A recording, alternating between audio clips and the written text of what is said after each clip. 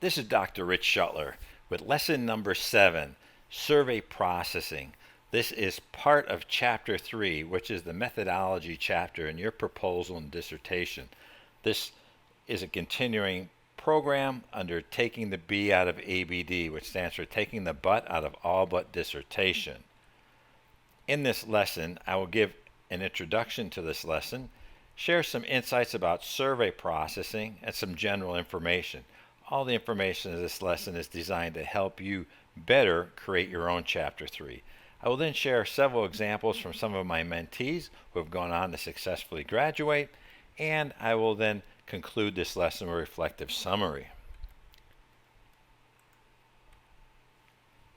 The purpose for this specific lesson is to give you some guidance on how to write about the content in Chapter 3, how you can relate to the content that you have, and how to present it in a manner that's going to be complete and reflect, of course, the rationale for everything you're doing. As I've been saying all along in Chapter 3, it's all about details.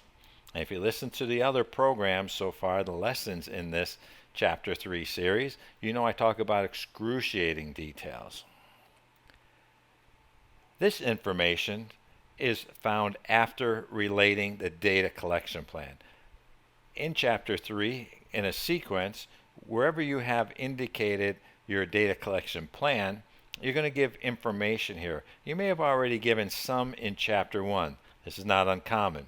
Oftentimes we look at Chapter 1 as an introductory chapter to Chapters 2 and 3, where we give some information, but not in depth. Here in Chapter 3, you're going to go in depth and give all the information, exactly what you're going to do, how you're going to do it, and why you're going to do your survey processing the way you plan to. I'm going to talk about survey processing. So what are you going to do with your surveys after data is collected?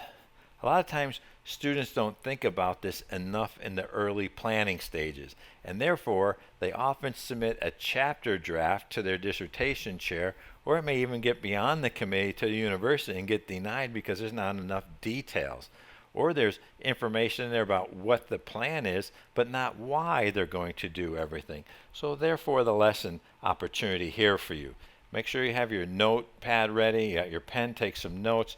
You can always look at the slides, of course, and take notes there. And the good thing is you can always replay this anytime you like. Survey processing. With your completed surveys, what are you going to do with your completed surveys when we're done? Of course, you're going to include them in your data analysis. But not everybody completes all the surveys all the time, whether that be in interviews or Likert type surveys. What are you going to do with those that are not completed? Oftentimes, the best thing to do with a survey that's not completed, or if you're doing an interview and you cannot complete the interview for whatever reason, is not to use any of the data.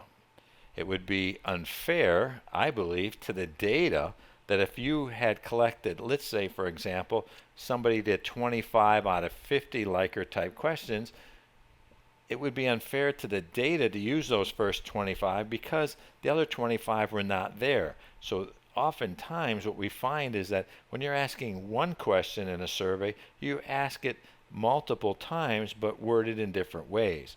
You may find that by using an incompleted survey, that's going to skew your data. What you need to be able to write about is exactly what you're going to do with surveys that are not completed. You may have some that are started but not completed, meaning that somebody may not have done any of them at all, or they may have done that 25 questions out of the 50. Or they may have done 3 or 4 interview questions with you, but they got partially through, and for whatever reason, they decided they didn't want to continue. You have to write about specifically each type of incompleted question. Could mean somebody opened up your survey online and they did the consent form, but they never completed it. They didn't even start the actual Likert type questions. They just did the consent and said yes, and then they got into it. Maybe they just closed out the browser. You don't know, but you have to be able to write to each one of these and indicate why you're not going to use any surveys that were not completed accurately or completed at all. Let's talk about the part about wrongly completed. How do you know if a survey was completed wrongly? Well, if you happen to have ever seen what they call a Christmas tree approach in a Likert type survey, where somebody goes down one question does A and then the next one B, C, D, E, and they just keep going like that back and forth, you know that it's wrongly completed. Or if somebody just decided that they didn't want to help you, and while they were doing the survey, they just put item number C for every question. These, you know, they started it, they complete it, but they wrongly completed it. You have to be able to share in your chapter 3 for every contingency that you're preparing for on what you're going to do. Remember, this chapter is about details. Oftentimes people don't think about this early enough when they're drafting their proposal. I mean, why would somebody purposely not help you when they agree to and they sign consent? We know this happens often. You may also do a qualitative interview, and after you get into it, you realize that somebody's lying to you. You have the choice to decide what you're going to do with that data if in fact you know it's wrongly completed, in the sense that they gave you information that is just going to purposely skew your data, or they happen to have a grudge against somebody and they just use your survey interview as an opportunity to vent. I'll talk about the quantitative method first, and then I'll talk about qualitative and give you a little more details. In the quantitative, how are you going to collect your data? Well, you're going to collect it through surveys more than likely. Now, these surveys may be electronically. You may decide to use something like surveymonkey.com. That's certainly approvable and allowed in most universities. I don't know any university that does not allow for electronic data collection in today's processing and working through dissertations, collecting data. It's a sound method that can be used. It, like anything else, has its advantages and disadvantages, or its limitations, if you will. But how are you going to collect the data? How is it going to be consolidated? In Chapter 3, you're going to have to indicate how you're going to process your surveys. You know, how are you going to collect it? Once it's collected, how are you going to consolidate all the data? In a quantitative study, are you going to transfer everything into an Excel file from surveymonkey.com?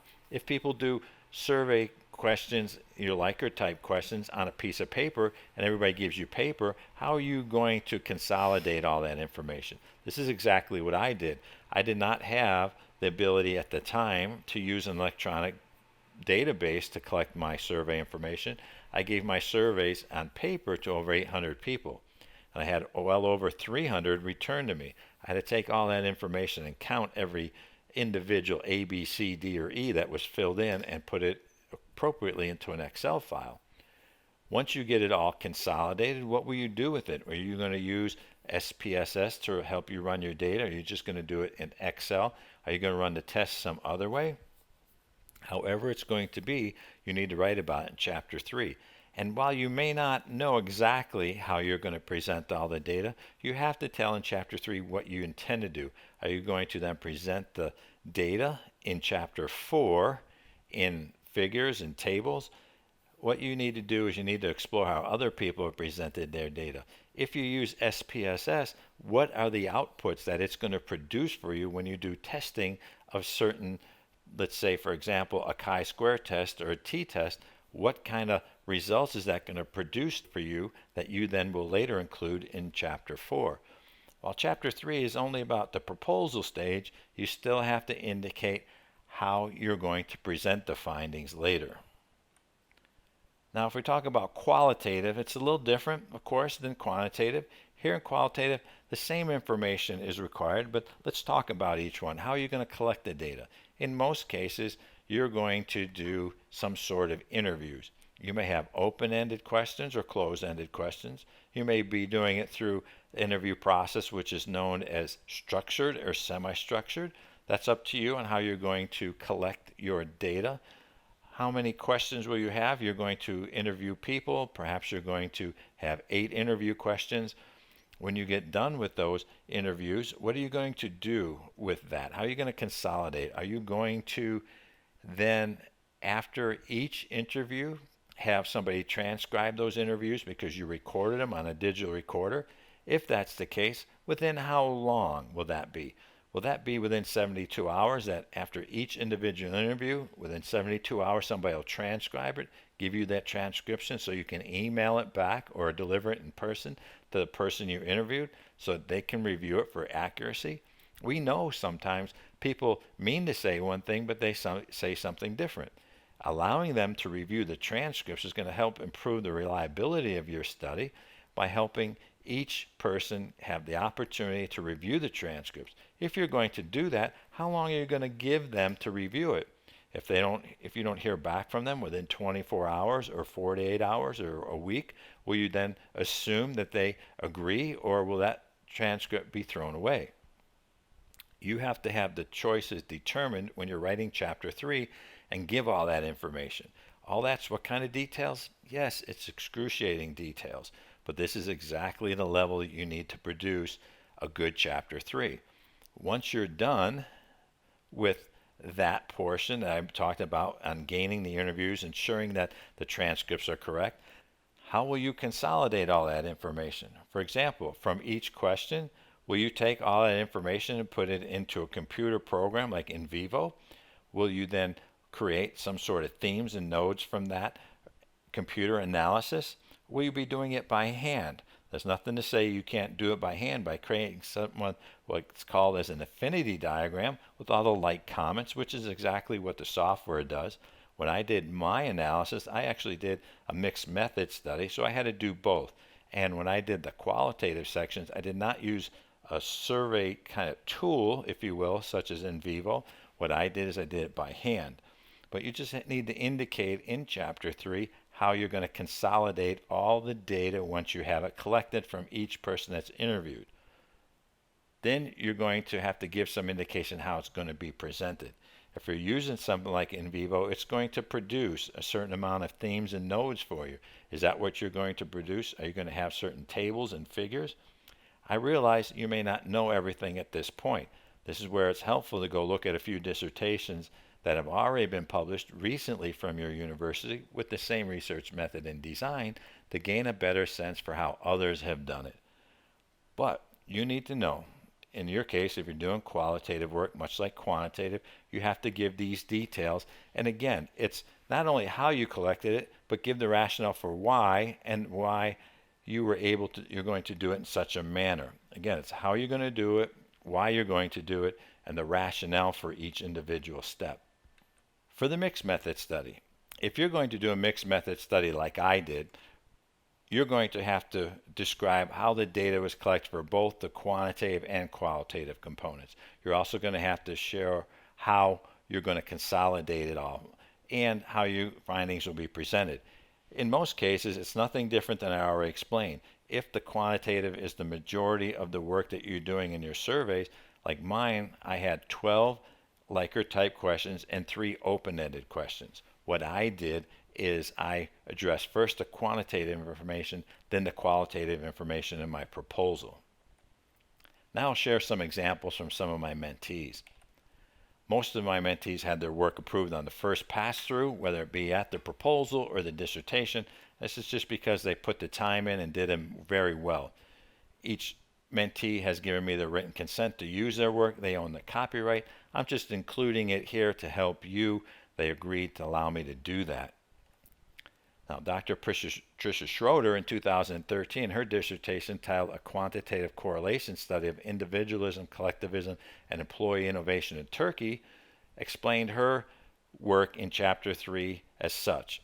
After 2 months of data collection, the determination was made that regional representation from 2 survey administration sites had met the maximum that was possible from the available sample.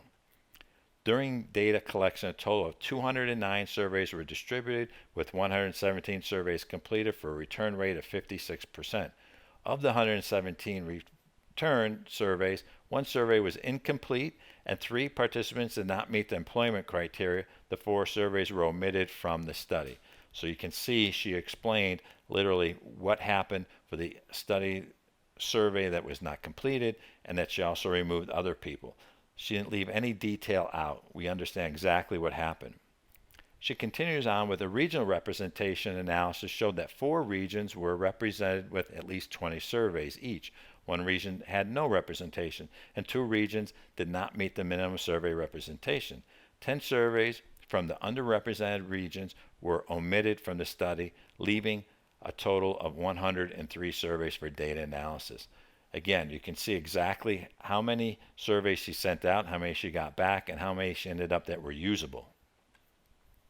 Dr. Joseph Hagee, in his award-winning dissertation titled The Influence of Religion and Religiosity on Leadership Practices in the Workplace, a Quantitative Correlation Study, shared his insights this way. All participants received an introductory electronic mail containing a link to online surveys.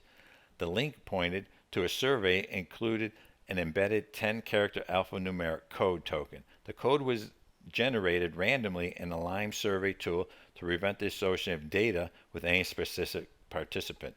Here he's helping to ensure confidentiality. A follow-up electronic mail reminder was sent to those who did not take the survey after 7 days of the initial electronic mail invitation. Demographics data on gender, religion, age, and ethnic origin was collected from each participant. What Joseph is doing here, Dr. Hagee helps us to understand that once he sent his initial mail out, if anybody didn't complete that survey within 7 days, they got a reminder. Data collection lasted approximately 18 weeks from the date of sending the first electronic mail message, so we know how long the data collection was in effect. The online survey system was hosted at a website set up and managed by the researcher at GoDaddy.com's secure data center in the United States. Now, Dr. Hagee lives in Lebanon. He wanted to make sure that the details were here so somebody knew exactly where this was being contained. If you were going to use SurveyMonkey.com or ResearchMethods.com, that's also online, all you would do is indicate, instead of GoDaddy, which service you used. Now, Dr. Susan Krysteniak in 2011, in her dissertation exploring the experiences of complementary therapy nurses, a qualitative phenomenological study, shares her information a little different because it's qualitative. The study data included both demographic data collection and interview guided question responses collected by audio-digital recordings and transcribed for analysis. The interviewer acted as a guide to secure the essence of the lived experiences of the nurses interviewed. Because she did a qualitative phenomenological study, we start to see the words align with the research method and design applied. When she starts writing about lived experiences, it helps us to realize that she's really an expert in her field of study. Creswell, 2007, discussed the use of audio-taped interviews as a useful instrument tool for qualitative research. Audio-digital tapes were transcribed by a third party who had completed a confidentiality agreement that includes transfer and erasure of data once forwarded. See Appendix Q for that signature page. What Dr. Krysteniak is helping you to realize is that somebody else did the transcription, which I encourage, because that way you help to ensure that there's no bias included in case you do not understand a word if you did the transcription. And she helps us to understand that that third-party person also signed a confidentiality agreement. This goes with helping to protect the data that you collect. Chapter 3, as a whole, as I've been including in every lesson, shows your discerning knowledge of research. When you write about how you're going to process your surveys once collected, you're helping the reader understand you know exactly what you're doing, why, and the rationale for each step. In such a way, it helps to relate your subject matter expertise. I encourage you, once you get Chapter 2 written or you have a good draft of it, stop reading the content literature and start reading the research-related literature and become more of an expert on your chosen research method and design. The end result of your Chapter 3, because it's going to be well crafted and you're going to have enough information for everybody to understand truly how you're going to do your work with the steps that you're going to do and why each step will be done, you will inform others of your choices and rationale for your choices. And the details that you're going to have are, yes, these excruciating details. Ideally, keep in mind, as you're writing your Chapter 3, somebody should be able to pick up your work once it's done and approved and take it and be able to do the research the exact same way you would have done it doing each step the same way you would have done it, knowing exactly why they're doing each step. If you can pass that litmus test in your work, then you've done extremely well. Now, this lesson was written about how are you going to process the surveys once you get them done, whether they be Likert type surveys that you do online, whether they be Likert type surveys that are filled out and given to you on paper, or whether they be interview questions that you have recorded for transcription. What will you do with all those? It's important to know, because writing chapter 3 is the only way you're going to get your dissertation approved, in essence, to have your work be as complete as possible. If you can make it as complete as possible up front, you'll have fewer chances of anybody challenging you and asking you for rework. The reflective summary is as such where I gave a quick introduction to this lesson, which helps you to understand some of the information that you have to have and how to present it in your chapter 3. I gave a little information about how you will process the surveys that you get back. I gave you some general information about the chapter and the level of details you're needed. And I gave you several examples from some of my mentees. If you're doing a quantitative correlation design, Dr. Joseph Hagee's award-winning dissertation is ideal. Dr. Suzanne Kristiniak's work in the qualitative vein is also just as impressive. I'm Dr. Rich Schuttler. Thank you for being part of this program. Again, education is a lot like life, just like your dissertation, and in chapter 3 in particular, that the more you put into it, the more you're going to get out of it. This is the program titled Taking the B Out of ABD, which stands for Taking the Butt Out of All But Dissertation, to help you get better results at your approval process for your proposal and dissertation. If you enjoy this program, I hope that you'll refer it to your peers. I look forward to hearing from you. If you have any feedback, please let me know.